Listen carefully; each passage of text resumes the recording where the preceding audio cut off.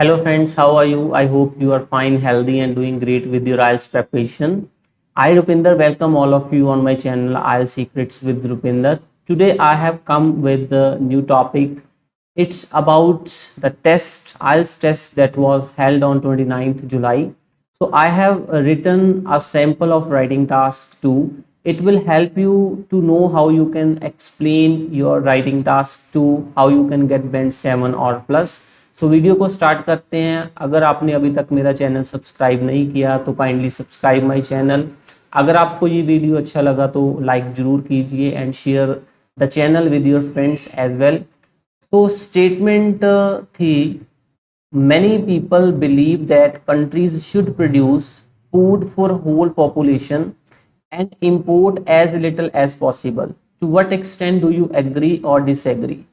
So सबसे पहले क्या करना होता है, आपको जो राइटिंग की स्टेटमेंट गिवन होती है उसको बहुत केयरफुली अंडरस्टैंड करना है। Unless you understand the statement you can not meet the criteria of task response, that means you will not be able to get desired band score. So statement ये है कि काफ़ी लोग बिलीव करते हैं कि किसी भी कंट्री को मैक्सिमम फूड प्रोडक्शन उस कंट्री के बीच ही करनी चाहिए rather than to importing this from other countries. So ये स्टेटमेंट है, जितना कम से कम हो उतना इंपोर्ट करना चाहिए, ज़्यादा प्रोडक्शन विद इन कंट्री होनी चाहिए। So this is the statement. तो you are being asked for your opinion, means आप इससे एग्री करते हो और डिसएग्री करते हो। So this is the introduction I have written. It is believed by a group of people that in order to meet requirement of individuals, maximum food should be produced in the country rather than importing it from rest of the world. So introduction में क्या करना होता है, सबसे पहले refresh करना है। So इसको मैंने रिफ्रेश किया है। Second, you have to offer your opinion. So मेरा opinion क्या है, while I agree that producing food with in a nation has various advantages. मैं मानता हूं कि अगर फूड अपनी कंट्री में प्रोड्यूस करोगे तो उसकी बहुत सारे एडवांटेज है, that I will discuss in my forthcoming paragraphs. I also believe that imported food item should not be under estimated. मैं मानता हूं, मेरा ओपिनियन देखो सबसे पहले 100% क्लियर होना चाहिए एग्जामिनर को। What I want to say, what I want to write, it must be 100% clear, otherwise you cannot get band 7. Especially GT candidates have a lot of problem, I know, when it comes to writing task 2. I got 8 band in my writing task 2. तो इसीलिए आपका opinion clear होना चाहिए। तो मेरा opinion क्या है, मैं ये मानता हूँ कि मैक्सिमम फूड प्रोडक्शन जो है अपनी कंट्री में हो, प्लस जो फूड इंपोर्ट करते हो उसकी भी अपनी इंपॉर्टेंस है, उसको आप इग्नोर नहीं कर सकते, right. Increasing, so the first body paragraph, increasing domestic sales of eatable items to earn more profit is most probably the foremost benefit of availing food in a country instead of purchasing it abroad.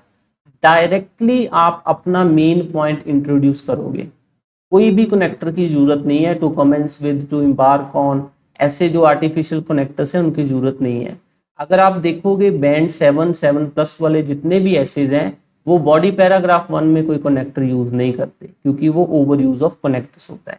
So increasing domestic sales of eatable item to earn more profit is most probably the foremost benefit. जितनी ज्यादा आप with in country production करोगे उतना ज्यादा profit earn कर सकते हो। Because what is the reason, because money spent on buying them becomes income for the country।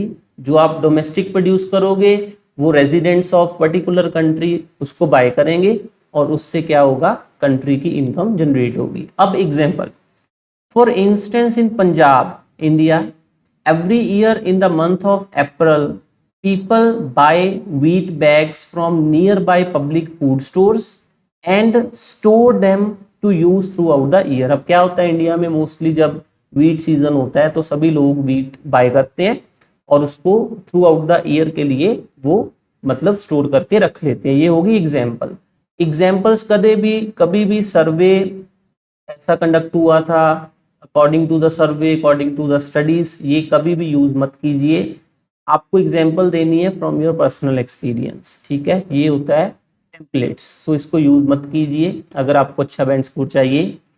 As a result it leads to generate revenue for the government and in turn, जो revenue government generate करती है वही income को in turn the money could be spent by the state for public welfare, वही पैसा government आगे public welfare जैसे कि हेल्थ और एजुकेशन एमिनिटीज के लिए प्रोवाइड कर सकती है। So this is how I have written body paragraph 1. It is fully extended with natural example and everything is clear. That is called clear progression in your writing.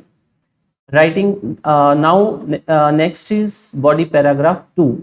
Despite aforementioned merits, जो मैंने ऊपर merits बताए हैं, उनके बावजूद buying food products from foreign countries brings about a various positives. ठीक है, with in country produce करते हो उसके बेनिफिट्स हैं, लेकिन इंपोर्टेड फूड के अपने ही कुछ एडवांटेजेस हैं that I can not ignore.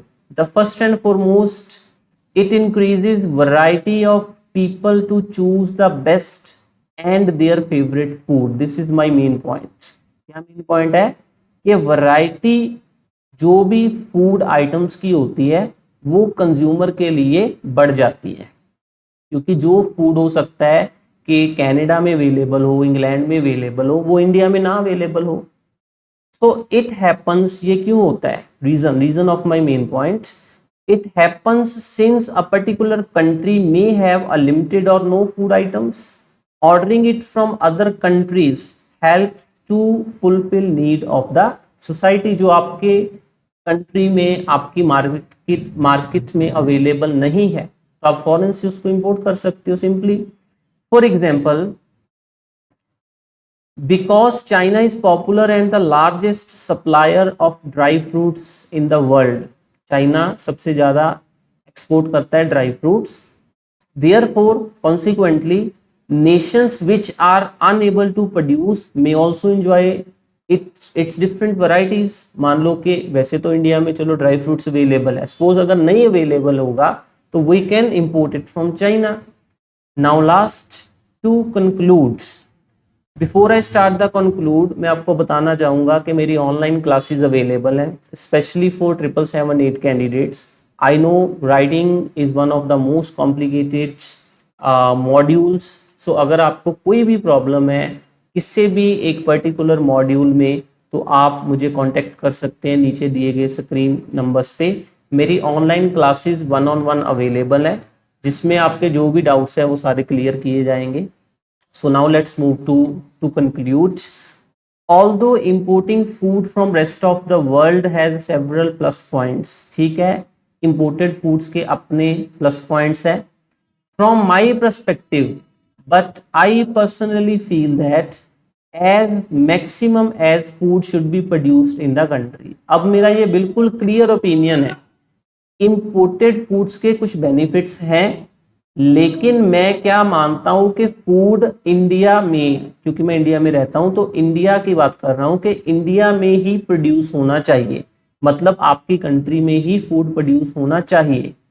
उससे क्या होगा कि outflow of money to foreign nations कम हो जाएगा, उसके साथ but also promotes social welfare by spending the same amount of money on fundamental needs. कि एक तो जो आपकी कैपिटल है उसका आउटफ्लो नहीं होगा, फॉरेन कंट्री में नहीं जाएगी, और वो पैसा जब गवर्नमेंट के पास जाएगा, जो मैंने फर्स्ट पॉइंट में बोला था कि वो गवर्नमेंट कुछ इंपॉर्टेंट फैसिलिटीज प्रोवाइड करने में उसे यूटिलाइज करेंगी। So this is how I have written the entire essay.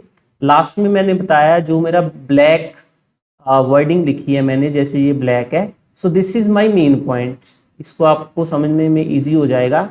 This is explanation of my main point. If you see the blue colour, blue words, these are explaining the explanation about my main point उसकी explanation। then in red color there is an example, and example के बाद last में आपने उसका एक effect बोल लो, result बोल लो या लिंक बोल लो, बनाना होता है आपके मेन पॉइंट के साथ और directly with the statement. So this is the right way to write writing task 2 to get desired band score. अगर वीडियो अच्छा लगा तो लाइक कीजिए, चैनल को सब्सक्राइब कीजिए, अपने फ्रेंड्स के साथ जरूर शेयर कीजिए. In this way I guarantee you will get band 7 और हायर. Thank you.